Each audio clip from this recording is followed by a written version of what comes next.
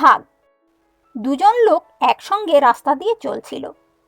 ওদের একজন পথে একখানা কুড়ুল কুড়িয়ে পেতেই অপরজন বলে উঠল, আমাদের আজ যাত্রা শুভ, আমি একটা ভালো জিনিস কুড়িয়ে পেলাম। এই কথা শুনেই তার সঙ্গী বলে উঠল, আমি পেলাম কেন বলছো? বলো আমরা পেলাম।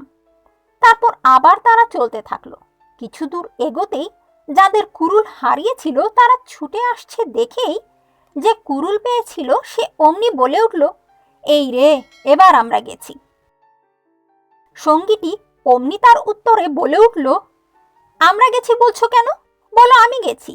মনে নেই কুড়ুল পাবার সময় তুমি বলেছিলে আমি পেয়েছি? এখন আবার আমরা আমরা করছো কেন?